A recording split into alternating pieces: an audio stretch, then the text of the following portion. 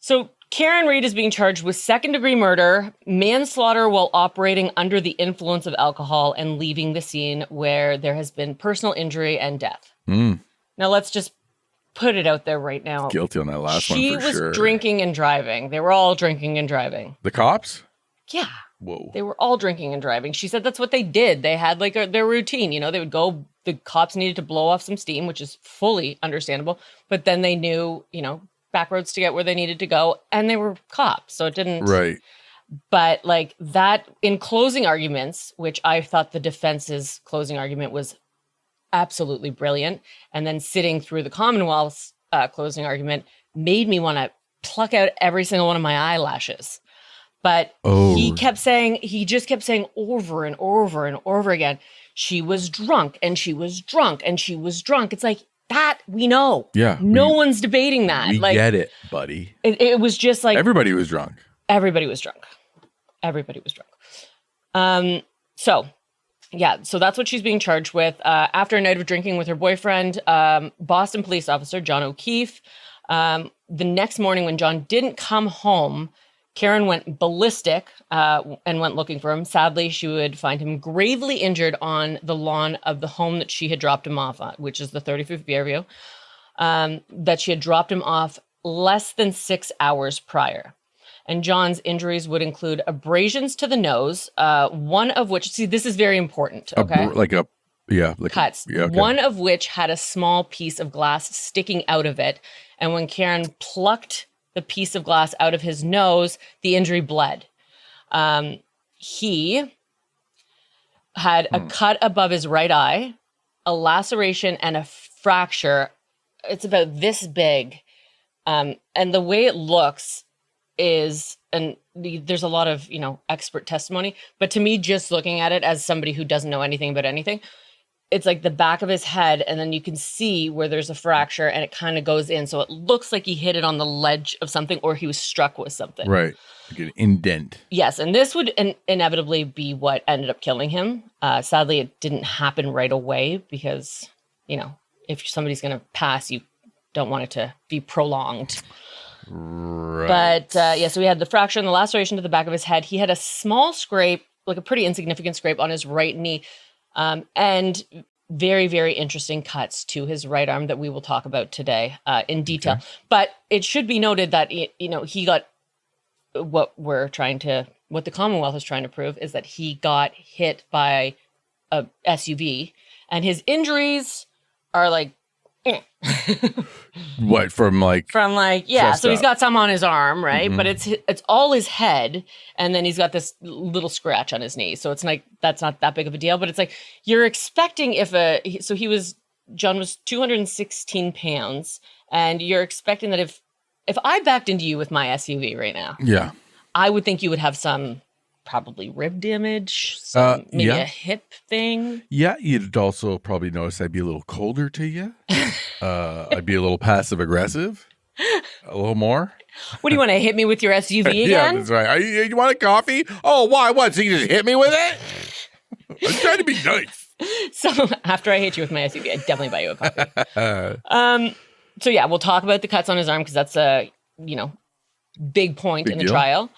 So have you seen the cuts on his arm by any chance? Mm-mm. Okay, I will. No, I have avoided, except for that we talked earlier. Yeah. The balloon nut testimony. Yeah. So I asked Matt, please, because the jury went into deliberation on Friday. We're recording right now on a Tuesday. And I said, if it comes back, please just, it's unavoidable if your algorithm is like mine, but don't actively go looking for it. And so he came in today and he said, well, I knew I wasn't supposed to do it. And I got a couple seconds into watching something and I was like, oh, I shouldn't be watching this. And then he heard the balloon nut thing. He's like, well, I can watch it. I had to watch the whole clip of that. Nobody, I'm only human. If I hear leaky balloon nut, It's like, what was it, Pavlov's dog? Yeah. Huh? Somebody say leaky balloon nut? Huh? Oh, God. He's just like, a leaky balloon nut reminds me of my friend's wedding. Oh, something my Pappy's Pappy used to say. Oh, here I go. So after finding John while speaking to her father, Karen said that she just wanted to die. which really worried her dad. And he did have her committed on a Section 12 because he was concerned that she was going to actually hurt herself. She was released only hours later, and she immediately wanted to touch base with John's niece and nephew. Because remember, John had taken in that's right. young niece and nephew. He had them for about 9 years at this point. So Karen wanted to just go and see the children. So in doing that, she went to John's house where like the family was kind of gathering. And Karen said that John's brother, Paul, was there, his younger brother. And Karen said, "What did he look like, Paul? Like, tell me what he looked like." And Paul said something to the effect of he looked like he had gone 3 rounds with Tyson. Lie, Paul. Well, always lie. Here's the deal. So, and this is Karen from her documentary, which came out in between the trials. Yeah, a 5-part documentary called A Body in the Snow. Does she have a lawyer or a public defender? First of all, her lawyers are fantastic. I don't know how this slipped through the cracks because they did use her own words against her a lot. No shit. But yeah, so Paul said that he looked like he had gone 3 rounds with Tyson. And then John's mother, according to Karen, leaned in and said, he looked like he got hit by a car. Oh, yeah. And then in that moment, Karen said that Paul took a phone call. And when he came back, he looked directly at Karen with like a wild look in his eyes. Like somebody, though she insinuated that like the call that he took, somebody was like, she did this. Yeah, we found some evidence. Yeah. And so as soon as Paul looked, and like the way she described it, it almost sounded like everybody was like, mingling. And then Paul came in and was like, right. And then everybody just stopped talking. I've just been handed an urgent announcement. Yeah, that's how I visualized it. So in that moment, she said she told her father that they needed to leave and she was probably going to need a lawyer. A lawyer. Oh, you need a lawyer. So Karen would be arrested 3 days after they found John. Originally, she was arrested for manslaughter, which she would post bail for, but then she got rearrested for second-degree murder, which in itself is so dumb. What do you mean? It's just second-degree murder means like you did something knowing that it could cause death. And to me, one of the examples that they used was if you, like teenagers and at an overpass, if they're throwing boulders off. Yes. And like, that you could strike a car and kill somebody. Yeah. So that would be second degree. But like, even if we're to believe that Karen, hit him with her car, she wasn't throwing boulders off of a bridge. She was backing up. Yeah. Although the drinking doesn't, but I wouldn't say that, drinking is like your first thought, like, whereas throwing a boulder over a overpass would be your first thought. Like, well, and I think it just speaks to like intent. And I use this example with my nephews all the time, which Judge Judy said to a kid, you didn't mean to break the window, but you meant to throw the snowball. Right. So therefore you're guilty. Right. Regardless of where that once you made the decision to throw it, you're guilty now for whatever happens from now until it hits the ground. Yeah. So she would be, rearrested on second degree. And then again, she would post bail. And I'm sorry, and that's not double jeopardy, right? Well, she hadn't been tried. They arrested her on manslaughter, and then it was a separate charge. Like, hey, we're going to drop the charges. Yes, but wait. But she paid bail and went home and everything, and then like a few days later, they're like, gotcha, you're coming back. Okay, you should come here, file some paperwork. I watched the body cam footage from that arrest too, the second one, and she's like, and it's Proctor, which is the leaky balloon knot author himself. And he is like, she's like standing there and she's like, okay, like, can I put on at least some underwear? Because I'm just wearing these shorts. I'm wearing my khakis. She's like, I don't want to be, she's like, it's obviously going to be filmed and I don't want it to be like, I'm in my pajamas with like my, clam hanging out. Wow. I was thinking hoo-ha. I had no idea. It's a Boston clam. You were going clam Uncle chowder. Oh, I'm so sorry. I'm so sorry to everybody in the state of Massachusetts. Oh, I'm sorry for everybody in the state of undress.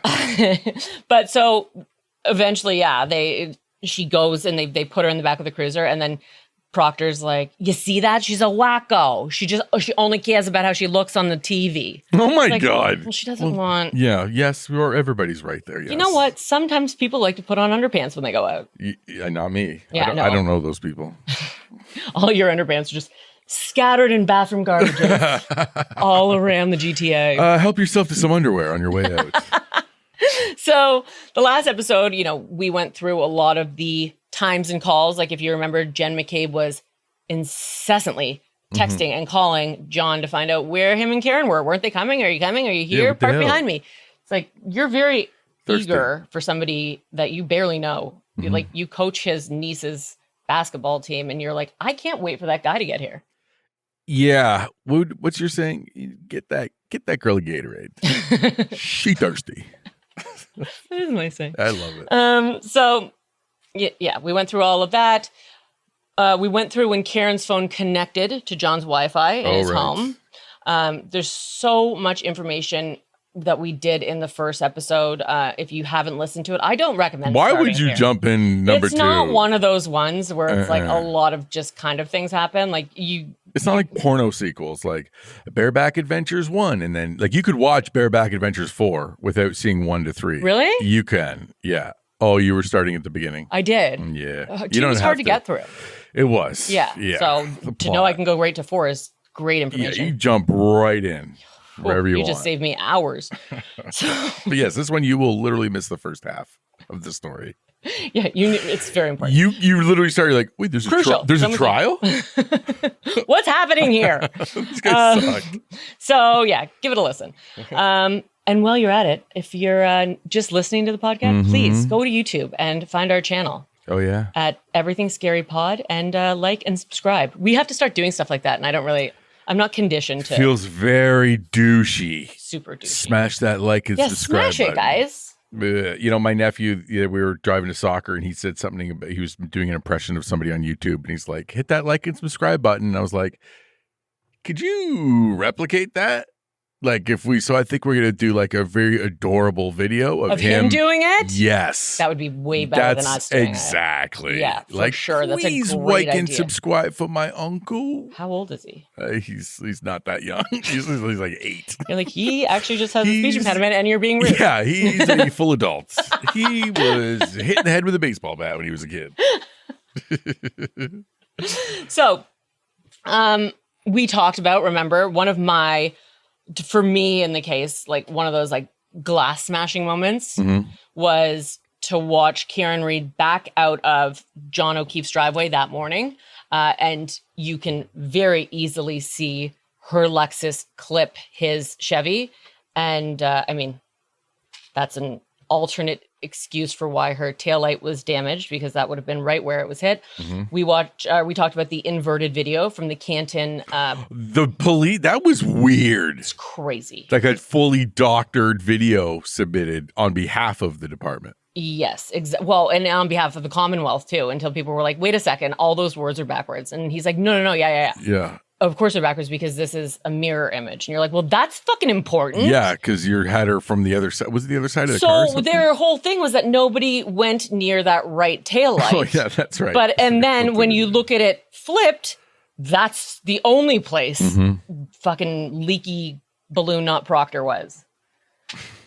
So, yeah, that's a big deal. So we also talked about how Dighton police officer Nicholas Barros would say that the taillight was cracked and that a piece about 6 inches tall and 3 inches wide was missing. How big's this fucking taillight?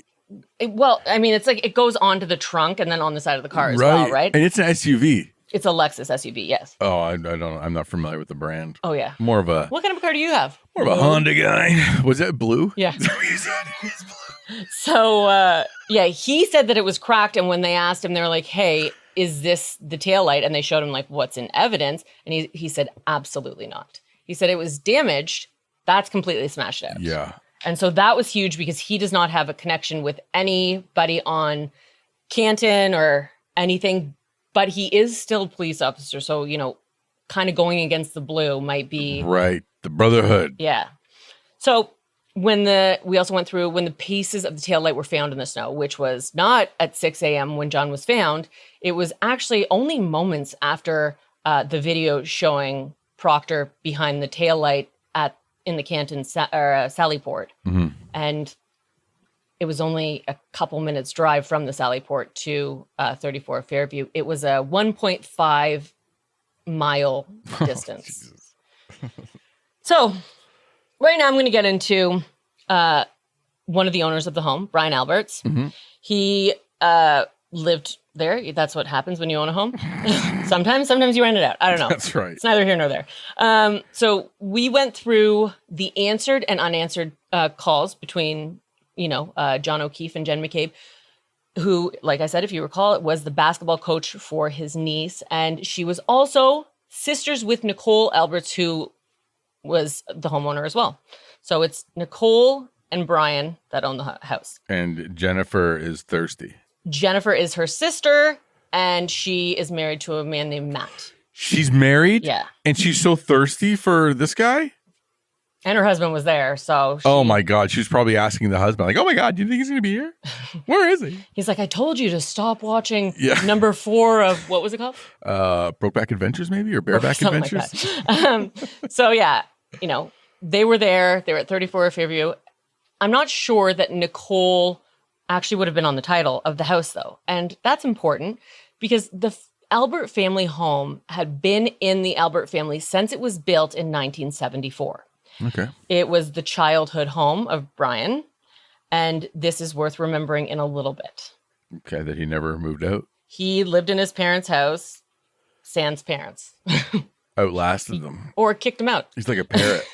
But it's worth noting that this house was built in 1974. This is 2022. He's lived there his entire existence, I think. I don't know when he was born. But Brian, at this time, had been a Boston police officer for 30 years. But despite that, he said that he had only met John O'Keefe twice. But he still claimed to have a really good relationship with him. And he claimed that he found him to be somebody that he could hang out with socially. Just never really did. Well, like, oh yeah, we got along great. How many times did you meet him? 2 times. I could really get behind hanging out with that guy. Oh, you guys hung out? Only if he initiates it. Oh yeah, he's like, listen, I'm not one to start the conversation. I'll finish it. I mean, I'll participate. But yeah, just worth noting is that because we covered the case, and I just wanted to bring it up, Brian Alberts was one of the cops who had a hand in bringing down the Craigslist killer. Oh, wow. Important. That was a Boston guy too, eh? Important, but not in this case. Right, but just a nice in little general, feather society, in his cap. He did that. That'd be Bry. So, but despite being an officer for many years, he didn't come out of his house, on the morning of January 29th when John O'Keefe was found, on his front lawn. At the time that John was found, he was maybe still alive or had only passed very recently because his core temperature was still at 80.1 degrees when he got to the hospital. Okay. So for a man who, the prosecution is trying to tell us spent nearly 6 hours in a blizzard on a January morning. Yeah, right. You would think that his temperature would be a lot lower. They also did another experiment with his iPhone, which I do believe they put an iPhone in a freezer and it was like it dropped 60 degrees in 15 minutes. Mm-hmm. John O'Keefe's phone dropped only 15 degrees and consistently stayed at that. Well, that's odd. Right? So what? But it was under his body, so I think like the Commonwealth is arguing that like his body heat. But I don't know if you've ever like fallen down in the snow. Like your body matches that temperature really quickly. Right. Yeah. And it would be like his clothes and stuff. He was wearing a hoodie. So it was like, you would think that like it would be moist at very least. And like that, it would absorb the liquid and that would impact the temperature. I don't know. I'm not. Yeah. I mean, like short term. Yeah. But long term, you would think you would be acclimatized. Like when you first fall in the snow and you don't have a shirt on, your stomach, once it hits the snow, it starts melting it. But eventually the snow catches up to your stomach temp. Right. That's exactly right. So yeah, if you just fall for 5 minutes, no harm. And you know what? I think even though we're not experts, we can safely say that the ground gets very cold. And that's a lot of the times why snow still stays there. She knows what's up. Meteorologist Lynn. Thank you so much for acknowledging my credentials. I got your back, girl. Which we will get into credentials what? No, because didn't you say credentials is privates? My mom thinks it is. And you're like, acknowledging my credentials. I'm like, you're welcome. Wait a second. Yeah. Yeah, I meant it in the legitimate term this time, not... I meant it in your mom's terms. Yeah, well... Hey, nice you and her are both weirdos. So this man had been out there, for 6 hours in a blizzard, and his temperature was still pretty warm. Mm-hmm. So you would think that, this officer who's the homeowner, who's been a cop for 30 years, like, you think a knee-jerk reaction would be like, I gotta get out there, like, at least find out what's going on. Take away the fact he's a cop. A person. Say a person in a home, and there's commotion outside. You're not curious? Like, rubberneckers ruin vacation for all of us if they want to, see an accident or something. You would think that, if it was happening on your front lawn, you're like, I'm going to go out there. See what the commotion is. Yeah. But I think the fact that he's an officer is like so much like you would think that your instinction. There's a higher standard for sure.